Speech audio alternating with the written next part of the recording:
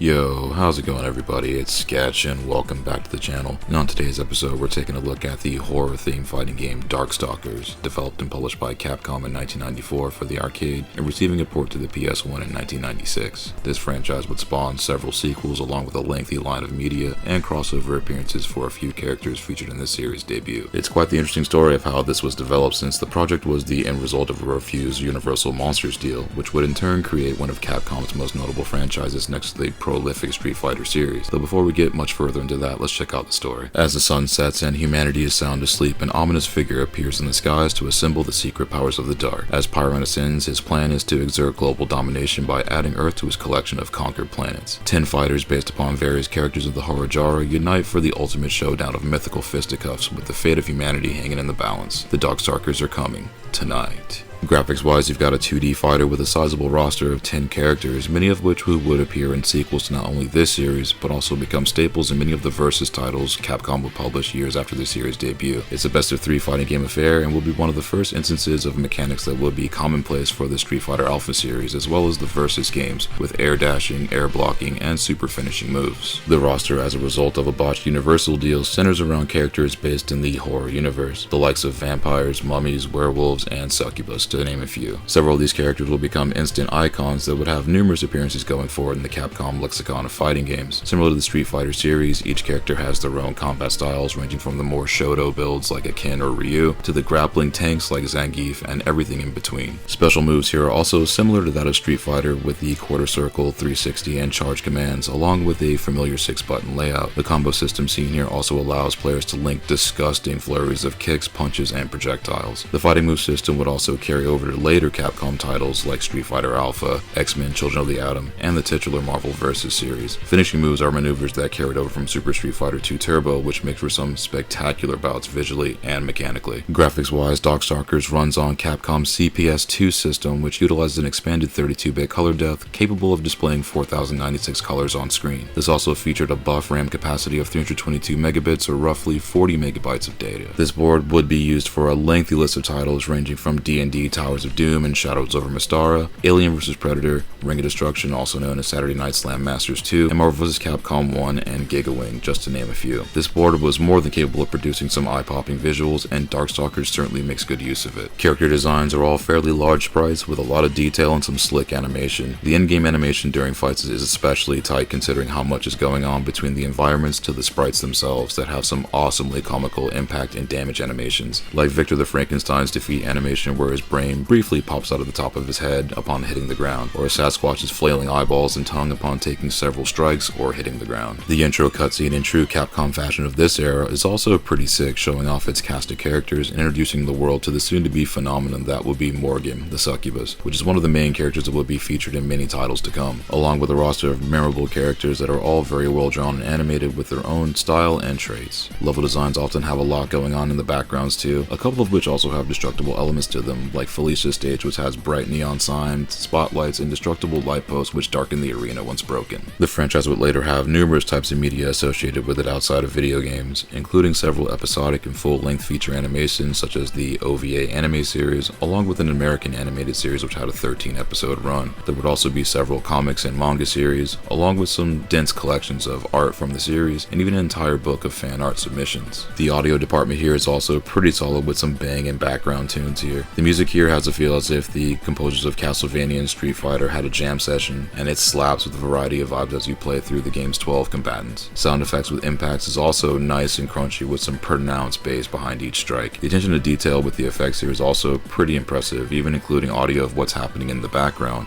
along with the battle playing out on screen. There's also a fair bit of voice sampling here, similar to the Street Fighter series, along with an announcer setting off each bout. Samples here are all pretty clean with a variety of ranges. Coupled with the sound effects all around, it's a solid combination to balance out the experience on screen with its flashy visuals, syncing it with an awesome soundtrack. Overall, Darkstalkers is an awesome fighting game that has universal appeal and is a fun one to learn. The gameplay will become a part of the template for later Capcom fighters, as well as other fighting game series in the future, with its control style and inputs. The characters introduced introduced here are all interesting with styles that, depending on your flavor, cater to most playstyles, offering up numerous ways to body your opponent and having a lot of visual flair. Going through the difficulty settings will also serve up a serious challenge, especially for those brave enough to try it on the highest CPU settings, while being accessible to novice players who want to learn the game too. Darkstalkers gets an 8 out of 10 and comes recommended to fighting game fans and arcade game conversions, since this one, aside from some sometimes lengthy loading screens, is a solid arcade port. This is also a fun one to break out around Halloween, considering the universe it pulls from while having a lot of style. Darkstalkers also appears on the Resurrection compilation for PlayStation Network and Xbox Live, along with the original PlayStation. It's a shame the PS1 didn't get both sequels, since the Saturn received the only port of its second game, but the PS1 did get Darkstalkers 3, also known as Vampire Savior, which we'll look at sometime in the future. But if you made it this far, thank you again for checking out this video. If you find these videos helpful, that's awesome. I'm glad you use it as a resource. Check back often, we'll have more reviews and commentaries come up in the near future. Until then, take it easy and stay safe out there.